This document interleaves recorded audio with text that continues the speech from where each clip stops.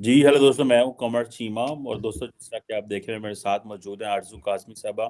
Madam, सबसे पहले तो आपके वक्त का बहुत शुक्रिया। बहुत शुक्रिया सर कि आपने इनवाइट किया। Thank you so much. Thank you. Madam, आज एक दो इम्पोर्टेंट टॉपिक हैं। आज एक कनाडा के जो वजीर आज़म है जस्टिन ट्रूडो, उनके हवाले से है कि नरेंद्र मोदी साहब एक G20 लीडर समिट कर रहे हैं। तो उसमें जस्टिन ट्रूडो जो हैं वो भी आ रहे हैं। एक तो इसमें लेसन ये है कि कनाडा जिसने इंडिया के साथ मुहाजराई शुरू की और इंडिया ने फिर बड़ा जो है वो सख्त रिस्पांस दिया।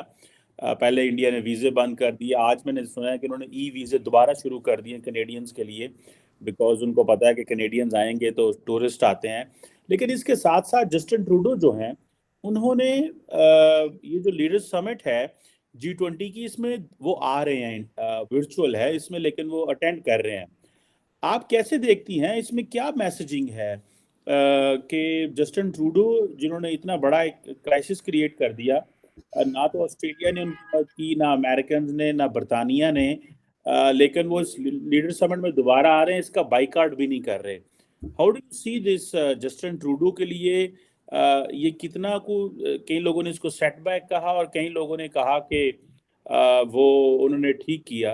How do you see this madam? अगर नरेंद्र मोदी की G20 लीडर समिट में जस्टिन ट्रूडो आ जाएं, तो एक तरफ लड़ाई चल रही है और एक तरफ इंगेजमेंट चल रही है। इसके लिए इसमें पाकिस्तान के लिए भी कुछ मैसेजिंग है। So how do you see this? Sir मेरा ख्याल है कैनेडियन प्राइम मिनिस्टर का जो है वो डीएनए चेक करवाना चाहिए। कहीं ना कहीं जाकर पाकिस्तानियों से मिलता होगा। बहुत ढीठ आदमी है भाई। इसलिए कि इतना कुछ बोल के उसके बाद फिर दोबारा समिट में हिस्सा ले रहे हैं। मगर इसका एक बात और है कि प्रोफेशनल तरीके से आ रहे हैं। ठीक है, एक जो कॉन्फ्लिक्ट चल रहा है भारत के साथ, वो अपनी जगह, लेकिन अगर समिट है और वहां पर आना है कनाडा ने, तो वो वहां पे शिरकत कर रहे हैं, क्योंकि अभी वो एज अ प्राइम मिनिस्टर वही उस सीट के ऊपर है कनाडा में। यकीनन उनके लिए थोड़ा सा एम्बैरेसिंग होगा, लेकिन क्योंकि उन्हें इंडिया नहीं आना, उन्होंने वहीं से बैठकर वर्चुअल उस पे करना है, समिट को अटेंड करना है, तो शायद उनके लिए थोड़ा आसान होगा। मगर यहाँ पर सर सीखने वाली बात भी है कि चाहे कितना मर्जी आपस में झगड़ा हो, कितना मर्जी एक दूसरे के ऊपर इल्जाम हो, लेकिन जहां पर इस किस्म की कोई समिट आती है या कोई ऐसी जगह आती है जहां पर एक दूसरे को फेस करना है, तो वो करना चाहिए। चाहे वो पाकिस्तान हो। बहुत बार ऐसा भी होता है कि हम हमारे अपने हिंदुस्तान के साथ बहुत ज्यादा टर्म्स खराब होते हैं कि हम लोग आपस में ना आना जाना बंद हो जाता है। बहुत सी चीजें कह देते हैं, नहीं नहीं मिलना नहीं है, बात नहीं करनी है। तो वो चीज नहीं होनी चाहिए। और अगर कनाडा और भारत आपस में बात कर सकते हैं, तो फिर कोई भी कंट्री हो, चाहे उनकी, चाहे जैसे सऊदीया, ईरान है, या चाइना के साथ कई लोगों के हैं प्रॉब्लम्स चल रही हैं, तो उनको भी मेरे ख्याल है बातचीत करनी चाहिए। और ये तो मुझे तो लगता है अच्छा ही मैसेज है। हो सकता है इसका कोई हल निकल आए, क्योंकि जाहिर है कि अभी तक कोई सबूत तो वो नहीं दे सके हैं कैनेडियन प्राइम मिनिस्टर। और इंडिया की तरफ से भी बार बार कहा जा रहा है भारत से कि उन्होंने, जो डॉक्टर जयशंकर ने भी कहा है कि जी आप जो निजर की जो किलिंग है उसके लिए हमें कोई सबूत दीजिए, कोई प्रूफ कीजिए, तो फिर उसके ऊपर काम किया जा सके। तो मेरा ख्याल है ये एक अच्छा स्टेप है। और यही चीज अगर मैं फिर पाकिस्तान की तरफ आऊं, तो हमारे यहाँ से भी बहुत बार भारत की तरफ से कहा जाता है कि कोई अटैक हुआ है या कोई टेररिस्ट गया है या कुछ भी, जो भी इल्जाम होते हैं, तो हमें भी कहना चाहिए कि ठीक है, आप सबूत दीजिए, और अगर वो प्रूफ देते हैं तो उसके ऊपर यकीनन इन्वेस्टिगेशन होनी चाहिए और कार्रवाई होनी चाहिए। मगर हम तो मानते ही नहीं ना। और यही चीज भारत के लिए कि अगर पाकिस्तान की तरफ से कोई बात की जाती है, तो वैसे आजकल तो खैर वैसे ही अननोन गनमैन आगे सबको उड़ाता जा रहा है, तो मेरा ख्याल है सफाया वैसे ही हो जाएगा बगैर बातचीत के। अच्छा मैडम, ये तो बात सही है आपकी कि लेकिन कोई भी नहीं, जब इस तरह की एक्टिविटीज करते हैं कौन मानता है? अब कैनेडियंस कह रहे हैं कि हम एविडेंस दे रहे हैं, वो हम्म। कहते हैं हम तक एविडेंस शेयर ही कोई नहीं की। अब ये जारी बात है, इसकी डेफिनेशन ये है कि उस एविडेंस को हम मानते ही नहीं है, वो जो एविडेंस है। ठीक है, इसके इसका मतलब यही है ना कि हमसे एविडेंस शेयर नहीं की गई। वो जो एविडेंस है वो एक पॉलिटिकल रेटरिक है। वो एविडेंस जो है वो एक एलिगेशन है जो कनेडियन साइड दे रही है। तो इंडियंस इस तरह की एलिगेशंस तो कोई नहीं मैडम मानता हमेशा। लेकिन एक इंटरेस्टिंग चीज मैंने सुनी है, और वो ये है कि I found a story, news मैंने कहीं पे देखी थी कि जो अमेरिका है, ये अभी खबर आई है, ये फाइनेंशियल टाइम्स की स्टोरी है, क्रेडिबल है। कि जो अमेरिका है उसने एक सिख सेपरेटिस्ट पन्नू जो है उसके जो कत्ल का जो प्लॉट था उसको जो है वो नाकाम किया है। ये जो पन्नू है is a designated terrorist in India. This is what the Indian say. तो ये how do you see this के वो तो है ही है, लेकिन फाइनेंशियल टाइम्स की स्टोरी अभी as we are speaking this has emerged. So do you think ये एक इंडिया के लिए चैलेंज भी बनता जा रहा है? ये बहुत सारे इंडियन जर्नलिस्ट इस स्टोरी को शेयर कर रहे हैं कि अमेरिका ने इस सिख जो है सेपरेटिस्ट के कत्ल का जो प्लान था उसको एक जिसे वो कहते हैं ना नहीं कामयाब होने दिया। और सुनने में ये आया, फाइनेंशियल टाइम्स की स्टोरी मैं आपसे शेयर कर रहा हूँ कि अमेरिका ये भी कह रहा है कि हमें ये शक है कि जो इंडियन जो गवर्नमेंट है उसकी इसमें इन्वॉल्वमेंट है इस असैसिनेशन के अंदर। आप कैसे देखती हैं ये इंडिया के लिए कितना को बड़ा मसला बनता जा रहा है? क्योंकि हमने देखा बहुत सारे लोग जो हैं कभी बर्तानिया में, कभी ऑस्ट्रेलिया में, अमेरिका में, कनाडा में। डू यू थिंक कि जो इंडिया में घर के अंदर एक यूनिटी दिखाई जाती है? आपने देखा होगा जब भी कुछ इस तरह की चीज होती है तो सारा मीडिया लोग इकट्ठे हो जाते हैं। इवन जो कांग्रेस जो है वो भी खामोश हो जाती है, वो बोलती नहीं है इतनी ज्यादा। How do you see this? ये जो अभी जो मैं आपसे स्टोरी शेयर कर रहा हूँ, मैंने आई जस्ट सा this on Twitter, financial Times की, और बड़ा क्रेडिबल अदारा है financial times, you can not से कि क्वेश्चन मार्क ऑन।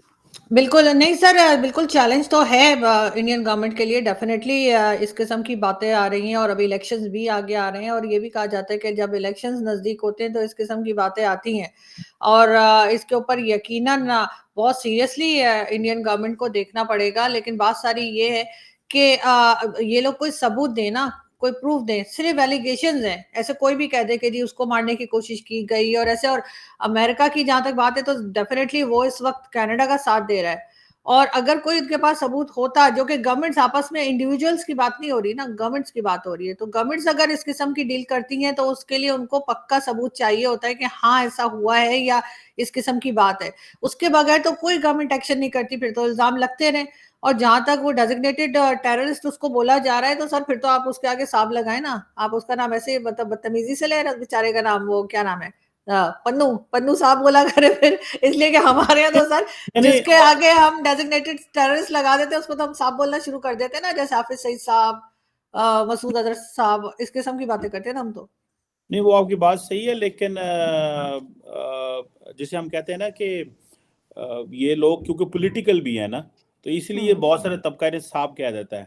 हम्म अब वो पन्नू जो है वो मुझे, मैं तो I have heard him much, मैंने उसको सुना है मुख्तलिफ जगहों पे। हम्म लेकिन वो बड़ी अजीब अजीब सी बातें कर रहा है। वो नॉर्मली वो सिखों को नुकसान ही पहुंचा रहा होता है, फायदा नहीं पहुंचा रहा होता, ये इतना हम्म तो मुझे पता है। बिकॉज जब भी आप रेडिकल व्यूज लेते हैं उससे कोई फायदा नहीं, उससे किसी को भी फायदा नहीं हो रहा होता, उल्टा नुकसान पहुंच रहा होता है। लेकिन ये तो अभी देखे ना, ये चैलेंज फॉर दी। देखिए सर, जब इलेक्शंस नजदीक आते हैं ना, चाहे कहीं भी, खास तौर पे हिंदुस्तान पाकिस्तान में भी जब इलेक्शंस अभी आने वाले हैं तो आपने देखा एकदम से वो बुशरा बीबी के फर्स्ट हस्बैंड निकल कर आ गए। उन्होंने एक लंबा चौड़ा इंटरव्यू दे दिया बैठ के जियो टीवी के ऊपर। और इसी तरह की कई दूसरी चीजें जो है वो पाकिस्तान में भी निकलती आ रही है। अभी सुना है कि मलिक रियाज का इंटरव्यू आने वाला है, वो भी काफी इंटरेस्टिंग होगा। तो इलेक्शन से पहले इस किस्म की टैक्टिक्स की जाती हैं। इसी तरह से भारत में भी इलेक्शंस आने वाले हैं तो कभी पन्नू की तरफ से कुछ आ जाता है, कभी कश्मीर में कोई हंगामा हो जाता है। ये ऐसे ही चलता रहेगा और होना कुछ भी नहीं है। खालिस्तान बनाना इन लोगों के लिए कोई इतना आसान काम नहीं है और ये ऐसे ही बोलते रहेंगे। और अगर इतनी हिम्मत है तो जो भारत में मौजूद है लोग, सिख कम्युनिटी, वोट कर क्यों खालिस्तान की बात नहीं करते? ये कनाडा में बैठ के खालिस्तान की बात कर रहे हैं। और उसके बाद वहां तो मुझे कोई एक्टिविटी खास दिखाई नहीं दे रही कि किसी को पकड़ा गया हो या जेल कर दिया हो या उन्होंने कोई पॉलिटिकल रैली निकल रही हो जो खालिस्तान के लिए नारे लगा रही हो तो इंडियन पुलिस ने उसको पकड़ा हो। ऐसा कुछ भी नहीं है। तो ये सिर्फ इनको एक्टिव किया जाता है, एक्टिवेट किया जाता है कि जी चलो इलेक्शंस आने वाले हैं तो आप ये इस किस्म की हंगामा शुरू कर दो।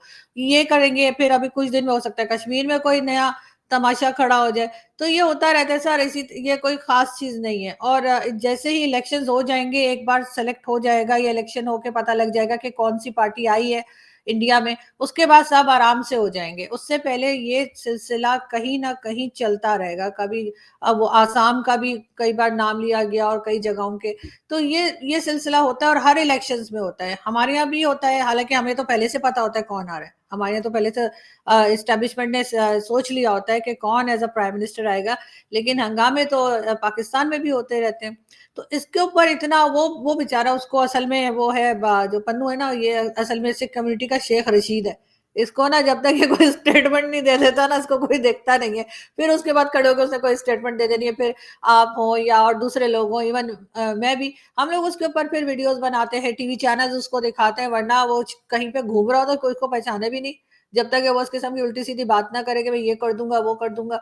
तो मुझे नहीं लगता कि इससे इंडियन गवर्नमेंट को कोई किसी किस्म का भी फर्क पड़ता है।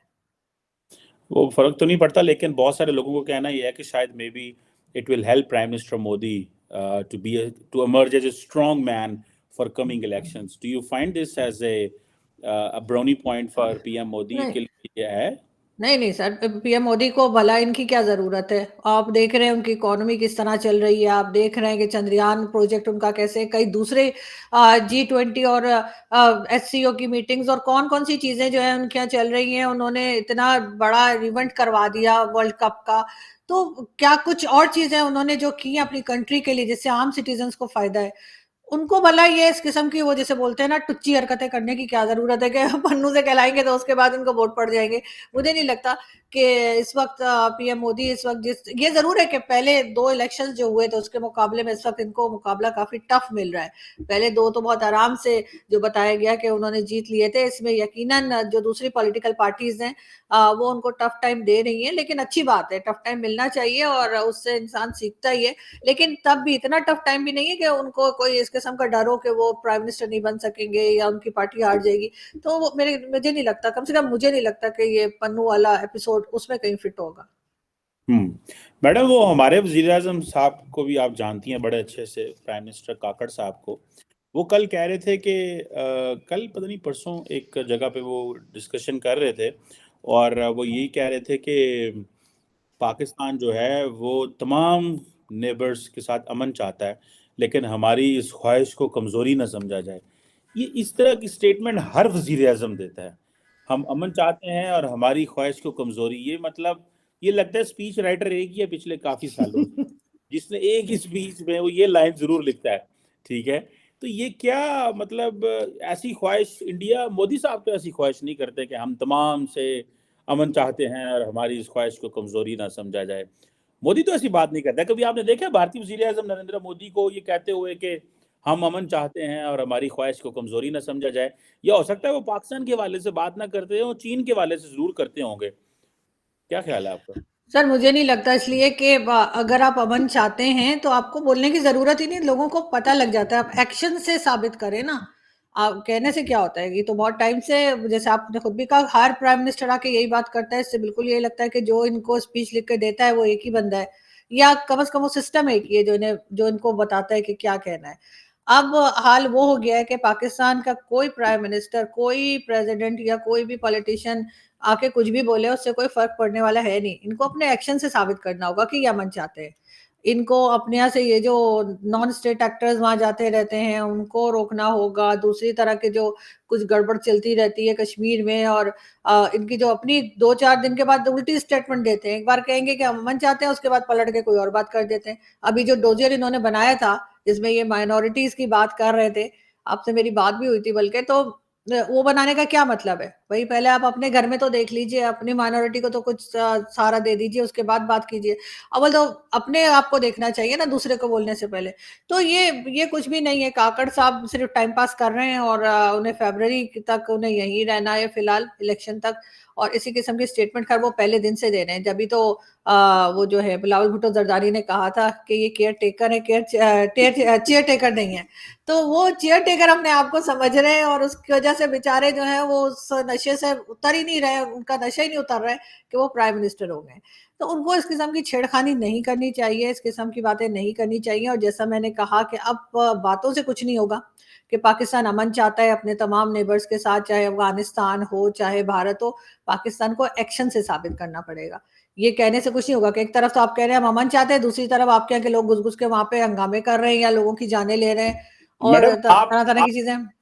आपने थोड़ी देर पहले कहा था कि एक वो शूटर आया हुआ है, तो आप एक तरफ कह रही हैं कि जी पाकिस्तानी जो हैं वो वहां पे घुस रहे के कुछ कर रहे हैं, एक तरफ वो जो शूटर पाकिस्तान में बंदे मार रहा है तो वो भी किसी की behest पे मार रहा है ना। कई लोगों का कहना है जैसे हमारे आईजी साहब हैं, उनका कहना है हॉस्टाइल एजेंसीज करा रही हैं, तो जारी बात है हमारे ही उसमें हॉस्टाइल एजेंसीज में एक दो मुल्क ही आते हैं जिसमें भारत ऑन द टॉप है। तो इसको फिर आप क्या कहेंगे, यानी कि पाकिस्तान की साइड से बंदे घुसे वहां भी से तो बंदे घुसे हुए हैं ना, तो आप दोनों के घुसनों को बुरा समझती हैं या कि एक के घुसने को बुरा समझती हैं? नहीं सर, मुझे नहीं लगता कि भारत से कोई घुस के यहाँ पे मार रहा है। मुझे ये लगता है कि हमारे ही लोग हैं जो जिनको अब इन लोगों की जरूरत नहीं है, और हमने एफएटीएफ को और वर्ल्ड बैंक को ये दिखाना है कि हम कोई टेररिज्म नहीं करते, बल्कि जो टेररिस्ट हमारे यहाँ रहते थे हमने उनको भी मार दिया है और अब वो मौजूद नहीं है। तो इसलिए ये हमारी तरफ से हम खुद ही कर रहे हैं। और जाहिर है कि अभी तक जिन लोगों को मारा गया है उनको बोला जाता है कि ये राइट हैंड है, कभी किसी पार्टी के राइट हैंड है, कभी किसी के राइट हैंड है, सारे राइट हैंड मार दिए इन्होंने, बस लेफ्ट हैंड ही बच गए। तो इनको मेरा ख्याल है कि उनके हेड तो अभी भी बैठे हुए ना, जो उनके बॉसेज हैं, चाहे वो किसी भी पार्टी के हों, किसी भी जो ये ऑर्गेनाइजेशन होती हैं टेरर ऑर्गेनाइजेशन, इनके जो हेड हैं वो तो अभी हैं। अगर ये बोलेंगे हम मार रहे हैं तो वो तो इनको, आपको पता है फिर इनको देंगे कान के नीचे दो। तो इन्होंने इसलिए ये बात भारत पे डाल दी होगी कि जी अच्छा, और ऐसा अगर भारत से कोई आ रहा है, ऐसे कोई आ जाता है, नोन आ जाता है, मार के निकल जाता है और इन्हें पता ही नहीं लगता ये नंबर वन एजेंसी कर क्या रही है, मटर छील रही है क्या, तो इनको क्यों पता नहीं क्या। और एक दो नहीं, चले एक का पता नहीं लगा, दो का पता नहीं लगा, तीन का नहीं लगा, अभी तक दर्जन से ऊपर बंदे उड़ाए जा चुके हैं और इनको अभी तक नहीं पता ये अननोन गनमैन कौन है। मतलब इनकी तो मुझे काबिलियत पे शक हो रहा है, वरना मैं तो उनको नंबर वन एजेंसी समझ रही थी। लेकिन बहरहाल मुझे नहीं लगता कि, और अगर वो भी भारत से कोई आके ऐसा कर रहा है उससे तो और नाक कट जाती है सर, और बेइज्जती है। इसलिए इनको कहना चाहिए कि हम खुद मार रहे हैं, इनको मान जाना चाहिए कि इन्होंने जो कुछ किया है खुद किया है। क्योंकि अगर ये नहीं मानते कि ये खुद मार रहे हैं और ये भारत का नाम लेते हैं, तो इसका मतलब है भारत की एजेंसी बहुत ताकतवर है, वो कभी भी पाकिस्तान में आके किसी को भी उड़ा के चले जाते हैं, और यहाँ की एजेंसी जो है उसको पता ही कुछ नहीं लगता। तो मेरा ख्याल है कि ये इंडियन एम्बेसी के बाहर खड़े होकर हवा खाने के बजाय जो वहां पे आपको देखा ना, दो चार भाई लोग खड़े रहते हैं, जैसे ही जाओ क्यों आई है, क्या करना है, वापस जाओ तो क्या बताया है, क्या पूछा है, वही एटम बम का फॉर्मूला बता रही थी मैं अंदर। तो वो इस किस्म की जो बातें पूछती है ना, इनको इधर से हटा के इन लोगों को ढूंढने पे लगाना चाहिए कि ये अननोन गनमैन कौन है। मतलब एक हो गया, दो हो गया, अब तो मतलब सिलसिला चल रहा है। आज भी एक मैंने देखा सोशल मीडिया पे, पिक्चर भी लगी हुई है और लोकेशन भी बताई हुई है, आज भी एक आदमी मारा है। तो ये तो मुसलसल चल रहा है। तो ऐसा तो नहीं है भारत वाले और कोई काम नहीं है, यही करते जा रहे हैं। और अगर ये करते जा रहे हैं तो मैं तो उन्हें शाबाशी दूंगी, बड़ा अच्छा काम कर रहे हैं। जो काम हमें करना चाहिए था सफाई का, वो बेचारे वहां से आके करके और फिर जाते। और लेकिन मेरा ख्याल है सर हमारे अपने ही लोग हैं जो कर नहीं, रहे हैं। आप कह रही हैं कि अगर वो भारत के लोग आके पाकिस्तान पे पाकिस्तानियों को मार के जा रहे हैं तो अच्छा कर रहे हैं। सर टेररिस्ट को मारे ना, आम सिटीजन को तो नहीं मार रहे। ये सारे नहीं दहशतगर्द हैं, तो ये सारे जगह जगह पे जो है वांटेड थे, किसी ना किसी जगह पे इन्होंने अटैक किए थे, लोगों की जानें ली थी। तो ऐसे लोगों का सफाया तो अच्छा होता है ना सर करना, ऐसा थोड़ी होता है। आप अगर इन लोगों को रखेंगे जिनको हमेशा रखते रहिए, पाकिस्तान की स्टैब्लिशमेंट सपोर्ट करती रही है, फंड करती रही है, उसी का नतीजा है जो बार बार हम एफएटीएफ में गए 4 बार। ऐसे कोई हम कोई अच्छा काम करने की वजह से तो नहीं गए एफएटीएफ में। लेकिन मैडम जो भी है, लेकिन पाकिस्तान की हुकूमत ने या सरकार ने तो इन लोगों को दहशतगर्द करार नहीं दिया गया। तो फिर ये आप समझती हैं कि किसी को हक है कि जो पाकिस्तानी सिटीजन है जिसको पाकिस्तान की सरकार ने दहशतगर्द नहीं कहा हुआ उसको कोई आके मार जाए, तो ये तो बड़ी गलत बात है और इस पे तो एक्शन लेना चाहिए। नहीं सर, हम तो दहशतगर्द कहते ही नहीं, हम तो, हमने तो नाम मुजाहिदीन रखा हुआ है। आप परवेज मुशर्रफ साहब को भी देख लें, उन्होंने कहा जी हमने मुजाहिदीन तैयार किए, हमने यहाँ भेजे। अच्छा, लोगों को मारने के लिए भेज रहे हैं तो वो टेररिस्ट नहीं है, वो मुजाहिदीन है। मतलब मुझे तो ये लॉजिक समझ नहीं आती कि आप किसी दूसरी कंट्री में लोगों को मारने के लिए, अफगानिस्तान में, इंडिया में या किसी भी जगह आप भेज रहे हैं, और उसके बाद आप कहते हैं कि नहीं जी वो तो टेररिस्ट है ही नहीं। और जो जो डबल गेम पाकिस्तान खेलता आया है वो आज भी खेल रहा है। एक तरफ हम जिहाद के लिए जा रहे हैं कि जी हमने ना फलस्तीन जाना है, हमने हमास का साथ देना है, और दूसरी तरफ इसराइल को असला बेच रहे हैं ये काम भी कर रहे हैं। तो किसने कहा आपको इसराइल को असला बेच रहे हैं? तारड़ साहब ने, फोन कर लीजिएगा शो के बाद। नहीं नहीं, तार साहब ने कहा? जी, तार साहब ने डील कराई है? मेरे शो में उन्होंने डिटेल से पैसे भी बताए। मैं आज शाम को शो लगा दूंगी, देख लीजिएगा, नहीं तो नहीं कल नहीं, सुबह लगा वो दूंगी। नहीं नहीं नहीं, उन्होंने ये नहीं, यूक्रेन का कहा होगा, इसराइल का तो नहीं सर इजराइल का है सर, मैं कान में कहा। तेल डाल के नहीं बैठी थी। नहीं नहीं नहीं, इसराइल के तो कोई खबर नहीं है। और व्हाई वुड पाकिस्तान सेल? और अगर सर उन्होंने इजराइल का होगा तो आपको मुझे खाना खिलाना पड़ेगा, मैं अभी बता रही हूँ। मुझे मुझे क्या पता किसी बंदे ने आपसे क्या बात की और मैं बीच में एवं ही आपको 25-30 हज़ार का खाना खा जाए मेरे से, आपको क्या पता है, आप खाना भी थोड़ा थोड़ा खाती। सही लेकिन बात है। लेकिन मैडम, ये तो नहीं सर, ये खबर है, अगर आपको नहीं पता तो वो आपको एवं खबर है। स्पेकुलेशन है मैडम, वो नहीं एक नहीं, तो। अच्छा वो फिगर भी बता देंगे, कमाल कर रहे हैं आप, मतलब वो पैसे भी बता देंगे ऐसे ही अपनी तरफ से। मैं देखें, ताड़ साहब मेरे लिए सर बड़े। आपने कहा होता तो मैं कह भी सकती थी कि आप फेंक रहे हैं, मैं ताड़ सबको तो नहीं कह सकती ना कि वो फेंक रहे हैं। तारड़ साहब आपको पता है मेरे लिए बड़े मोहतरम है, मेरे मेरे लिए लिए। भी सर, और मैं उनकी बात पे बिल्कुल आंख बंद के बिलीव करती हूँ, तो मुझे अरे, यकीन है कि मैं उन्होंने उनकी ठीक सारी बातों बताया पे है। आंख बंद बंद करके बिलीव नहीं करता। आप करती होंगी, मैं नहीं करता। आप बड़ी इस मामले में स्मार्ट है, आपका जिसका दिल करता है, आप मेरी बातों पे बिलीव नहीं करती, तार साहब की बातों पे करती है। मैडम ये देखे ना, ज्यादती है। नहीं सर, दो चार लेकिन इंडियंस भी हैं जिनकी बातों पे मैं बिलीव करती हूँ, आंखें बंद ये करके। बात इंडियन की नहीं होनी चाहिए या पाकिस्तानी या अमेरिकन की नहीं होनी चाहिए। जो इम्पोर्टेंट चीज है वो बात की होनी चाहिए, लोगों की नहीं होनी चाहिए। कोई बंदा किसी वक्त भी कुछ भी गलत सही नहीं कर सर, सकता है। आपसे मिस हो गया तो होगा सर, दूसरे, आपसे ये खबर मिस हो गई होगी, चेक कर नहीं नहीं नहीं, लिएगा। मुझे पता है, मेरी डॉक्टर इश्तियाक से कल बात हो रही थी। तो ये मैं इस लॉजिक को नहीं मानता कि पाकिस्तान ने इसराइल को, ये बिल्कुल प्रोपेगेंडा होगा, 100% प्रोपेगेंडा। उसकी वजह क्या है मैडम? उसकी वजह ये है कि क्योंकि पाकिस्तान का वो खबर आई थी कि जी पाकिस्तान ने यूक्रेन को असला दिया है। तो वो, और दूसरी बात यह है कि जो इस वक्त टेरेन है ना, मैं कल भी एक बात की थी, जो टेरेन है इस वक्त गुरिल्ला वॉरफेयर हो रही है गजा के अंदर, उसमें इसराइल के पास बहुत सारा वेपन है। पाकिस्तान को वो वहां पे उस टेरेन में आपको बड़े बड़े रॉकेट, मोटर शेल्स और वो जो जैसे यूक्रेन में चाहिए वो नहीं चाहिए। इसमें आपको डिफरेंट किस्म के टेरेन है। गुरिल्ला वॉरफेयर, बिल्डिंग्स के अंदर गलियों मोहल्लों में लड़ाई हो रही हो, तो वो एक और उसके सर लिए असला तो हमारे यहाँ भी बहुत है, बंदे बंदे के पास भेज दिया होगा, नहीं, डिफेंड क्यों कर वो रहे हैं तो कि नहीं इसराइल भेजा। को तो, देखिए इसराइल को तो पाकिस्तान तो नहीं, इंडिया भेजे तो पता चलता है, चलो वो तो पार्टनर हैं, दोस्त हैं, और भी वेपन्स लेते तो रहते हैं। सर हम तो सर डबल गेम खेलते हैं, अफगानिस्तान के साथ नहीं किया सर। एक तरफ हम कहते थे कि जी हम तो अफगानिस्तान की हुकूमत के साथ हैं, दूसरी तरफ हम डॉलर पकड़ के और यहाँ से रॉकेट और जो मिसाइल्स जा रहे थे उनके सर के ऊपर जो गिरा रहा था, ड्रोन अटैक्स जो हो रहे थे वो हमारे यहाँ से ही तो हो रहे थे, तो हमने क्या किया था, डबल गेम ही तो खेली थी। नहीं, कोई डबल गेम नहीं थी। हमारा अमेरिका के साथ मुआहदा था कि अमेरिकी जो बहुत सारा जो डिफेंस के रिलेटेड चीजें हैं वो पाकिस्तान में हमने खुली खुली बेसें दी हुई थी। इसमें डबल गेम कौन सी थी? तो सर हम फिर जब उनका साथ भी तो दे रहे थे, हम जो अफगानिस्तान के लोग थे वो इसीलिए तो हमसे नाराज है कि हम एक तो तरफ उनके बड़े सगे बन रहे थे, दूसरी तरफ हम कह रहे थे जाओ जाकर वहां पे अटैक करो। मैडम, अफगानिस्तान के मैं अगर बात करेंगी आप, तो जो अफगानिस्तान के लोग हैं वो तो पूरी फौज अमेरिका ने और यूरोप ने उनको बना के दी थी। सुनिएगा बात, पूरी एक फुल फ्लेज फौज थी ना। ठीक है जी, एनडी जो एक पूरी पूरी एक फौज थी, वो फौज सारी की सारी सरेंडर कर गई, पाकिस्तान की वजह से कर गई। वो उनको, उन लोगों को छोड़े, उन्होंने तो खुद अपनी जंग नहीं लड़ी। उनको मुल्क पूरे का पूरे, पूरी दुनिया उनको वेपन्स भी दे रही थी, असला, पैसा, हर चीज खड़ी कर रही थी। वो खुद नहीं लड़े, तालिबान से भाग गए हैं, पूरा पूरा मुल्क भाग गया, जहाज ले आके नस गए ने। ये भी पाकिस्तान का कसूर है मैडम। आप तो मैडम पाकिस्तान पे चीजें डाला करें, पर हर चीज ही ना तुसी नहीं पा नहीं दिया करो। सर, नहीं सर, अफगानिस्तान के मामले में तो बिल्कुल सब लोग यही बात करते हैं और फैक्ट भी यही यही है। चीज अगर आप अगर इंडिया मेरा के घर हो मामले में भी कहती सर, है, अगर यही अगर चीज। मेरा, हाँ नहीं सर, अगर मेरा घर हो आपके घर के साथ और मैं किसी को बुला के अपने घर में जगह दूं कि वो आपके घर पे रॉकेट लॉन्चर मार दे, तो सर मेरी गलती है ना, क्या उसकी गलती है जिसने रॉकेट लॉन्चर मारा? मैंने तो पैसे लेके कहूंगी आज ही चीमा साहब का घर उड़ा दो फिर। देखिए, तो मैं आप सर मेरा छोटा सा घर है मैडम, वो तो आपने रॉकेट लॉन्चर से क्या गिराना है आपने। तो पॉइंट पॉइंट ये है कि मैं समझता हूँ कि अफगानिस्तान के हवाले से भी हम्म, पाकिस्तान ने बड़ी गलतियां की है, हमने बड़ी ज्यादतियां की हुई हैं। लेकिन उस कौम की भी तो कुछ जिम्मेदारी है ना कि भाई आपको अगर असला, वेपन, जहाज, सब कुछ, टैंक मिला अगेंस्ट तालिबान, तो लड़ो तो सही ना, भाग तो ना जाओ, सरेंडर करके तो ना गायब हो जाओ। ये भी तो किसी का कोई बुरी बात है कि नहीं, कि एक डिसिप्लिन्ड फौज जिसको 15 साल ट्रेन किया गया, 18 साल, हाँ, वो सारी की सारी फौज ही भज गई। आप डाल दे पाकिस्तान पे, आप तो वैसे सर एक्सपर्ट। नहीं सर, सरेंडर की बात करते हैं तो मुझे सिर्फ 71 याद आ जाता है, उस पर मैं बोलना नहीं चले चाहती। वो आपकी बात है, आप जिसको मर्जी करें, लेकिन डाल दे पाकिस्तान के ऊपर के अफगान फौज ने सरेंडर किया पाकिस्तान की वजह से, डाल दें आप तो डाल नहीं नहीं सकते सर, हाँ सर, हम तो माहिर हैं सरेंडर करने में, ऐसी क्या बात है। लेकिन सर वो हैं। बात फौजें नहीं है, लेकिन लड़ती मैं हैं, आपको कह फौजें रही हूँ। हारती हैं मैडम, हाँ फौजें लड़ती हैं, फौजें हारती हैं, कोई ऐसी बात नहीं, बुरी बात नहीं है।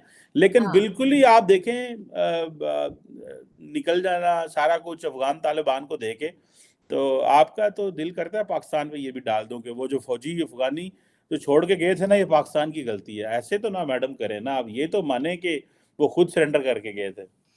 नहीं नहीं सर, खुद करके गए होंगे, लेकिन मैं आपसे यही कह रही लेकिन हूँ कि जाहिर हम डबल गेम जो खेल रहे थे उसी की वजह से अमेरिका भी नाराज और अफगानिस्तान के लोग भी नाराज। आखिर वो हमारी शक्ल क्यों नहीं देखना चाहते? हम तो उनके मैं बड़े सगे बनते हैं जी, हम तो इस्लामिक कंट्री हैं, वो भी इस्लामिक कंट्री हैं, तो कुछ तो रीजन होगा ना। सर आप ना माने, आपने सर कब माना है कोई बात? नहीं नहीं नहीं, मैं हमेशा बातें मानता हूँ जो सही होती हैं। मैं सिर्फ इतना कहता हूँ कि अपना जो नेशनल इंटरेस्ट है उसको परसू करना चाहिए, वो जो भी नहीं सर, अच्छी नेशनल। बात है ना, अगर हमने असला इसराइल को भेज दिया तो अच्छी बात है सर। हमारे पास पैसा वैसा नहीं है, मेरा हम नहीं अगर ख्याल किसी तरीके मेरा से नहीं मदद ख्याल करें। कि इसराइल को भेजा होगा असला, ये जारी बात है। उन प्रोपेगेंडा में से एक प्रोपेगेंडा है जो अक्सर पाकिस्तान के साथ होते हैं, और हमें इसका हिस्सा नहीं बनना चाहिए, मेरा ख्याल है। बिल्कुल सर, ऐसा ही है सर। आप जो कह रहे हैं मैं सब गलत कह रही हूँ, मान गई। नहीं नहीं नहीं, मैं आपके बारे में बात नहीं कर रहा, मैं जस्ट ये कह रहा हूँ कि हमें जो इन्फॉर्मेशन मिले उसको वेरीफाई करनी चाहिए। ये नहीं है कि इस बंदे ने कही है तो सही कही होगी। थोड़ा सा अपनी भी अल्लाह ताला ने नहीं हमें नहीं सर, मैंने और जगह से भी जो है वो मैंने यही बात सुनी है, और आप भी चेक कर लीजिएगा, क्या पता भेज दियो सर। बहुत पाव पाव के जब बना रखे हैं तो दे दिए होंगे सर, ऐसी क्या बात है? इसराइल को तो नहीं देने बनते, किसी और मुल्क को आप कहें तो मैं मान जाऊं शायद, लेकिन इसराइल को मेरा नहीं ख्याल सर कि हम पाकिस्तान बड़े ढीठ लोग हैं, हम इजराइल तो क्या, हमें हम किसी को भी जो है पैसे के लिए किसी के सामने भी जो है ना वो झुक सकते हैं, और सामानों से अगर हमारे पास कुछ हो तो हम दे सकते हैं। ये चले। बात का मुझे पक्का यकीन है। आपकी एक ओपिनियन है, मैं उसकी रिस्पेक्ट करता हूँ, लेकिन पॉइंट यही है कि मैं समझता हूँ कि ये मुमकिन नहीं है in any way. But anyhow, thank you very much madam, it's always pleasure talking to you. Thank Pakistan you. के मसले मसाइल बहुत ज़्यादा हैं। जब तक हम एक प्रॉपर पोलिटिकली स्टेबल मुल्क नहीं होते, जो एक लेजिटिमेट लीडरशिप हमारे मुल्क को रन नहीं कर रही, जो पाकिस्तान की आवाम के बिहाफ पे पॉप जो डिसीजंस नहीं लेती, स्पेकुलेशंस और इस तरह की चीज़ें जो हैं वो चलती रहती हैं। Any thank you very much Aarzoo Kazmi thank you. साहब, इसका बहुत थैंक यू शुक्रिया। सर, बहुत शुक्रिया सर।